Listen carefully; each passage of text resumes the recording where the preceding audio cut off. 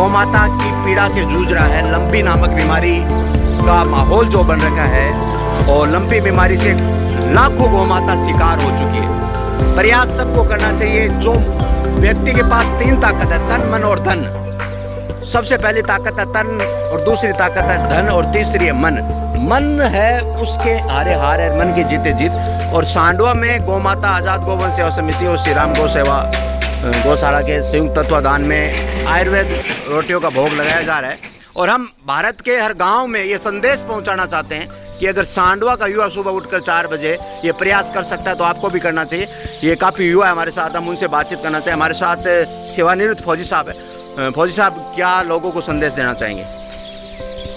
मैं लोगों को यही संदेश देना चाहता हूँ कि ज़्यादा से ज़्यादा लोगों को ये आयुर्वेदिक रोटी का भोग लगाएं और जो भी प्रिकॉशंस लेने हैं वो सब प्रिकॉशन ले, जैसे वो डिलीवरी वगैरह का पानी से गर्म पानी से थोड़ा उसको नहलाना आदि। हमारे साथ एक गौ भक्त गजानंद जी हैं, हम उनसे बातचीत। गजानंद जी, किस तरह के प्रेरणा गांव के लोगों को देना चाहेंगे? भारत के कोने कोने में ये बीमारी फैली हुई है और किस तरह प्रेरित लोग हो रहे हैं?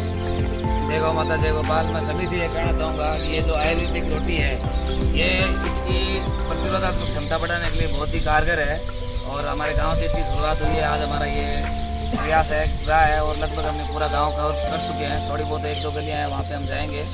और इसमें अभी हमारे साथ एक अनुभवी डॉक्टर साहब भी है, उन्होंने हमको बोला है कि इसमें आयुर्वेदिक का असर है जो कारगर ज़्यादा है। तो मैं सभी से ये अपील करना चाहूँगा, आप भी इस तरह की रोटी बना करके सुबह सुबह जब भी हो आप हर गौ माता को 2 रोटी हफ्ते में 2 बार कम से कम दो, तो इससे इस रोग से लड़ने की क्षमता उसमें विकसित होगी और वो इससे कम प्रभावित होगी। हमारे साथ में श्री राम गौ सेवा समिति के अध्यक्ष सुजीत जी देरास्ती है और जिनका सक्रिय सहयोग देखने को मिल रहा है और निश्चित रूप से परिवर्तन होगा इस बार। सुजीत जी, क्या कहना चाहेंगे गांव के लोगों से और देश के कोने कोने में? हमारा संदेश देश के कोने कोने तक जाना चाहिए कि किस तरह हम समय निकाल सकते हैं। जय गौ माता जय गोपाल। मैं सभी लोगों से अपील करूंगा कि गौ माता पे जो भी संकट आया हुआ है, ये सारा संकट हमें अपना समझना चाहिए और गौ माता की ज़्यादा से ज़्यादा कैसे सेवा कर सकते हैं ये करनी चाहिए। तो जो गांव के युवा और जो भी लोग हैं उन सबको जहाँ गौशाला संचालित है और जैसे सांडवा के अंदर आज़ाद गोवंश के लिए भी अलग समिति बनी हुई है, तो सबको समिति बना के और ज़्यादा से ज़्यादा सबको प्रयास करके एक साथ होके एकजुट होके गौ माता के लिए काम करना चाहिए। इसके लिए आयुर्वेदिक रोटियाँ बनानी है या अन्य जो भी साधन कर सकते हैं उनकी सेवा कर सकते हैं, सबको साथ मिलकर प्रयास करना चाहिए। सारे कामों को छोड़ के प्राथमिकता से ये काम करना चाहिए। हमारे साथ में मुक्तिधाम सेवा समिति के सदस्य जुड़े हुए हैं। संतोष जी, क्या कहना चाहेंगे लोगों को?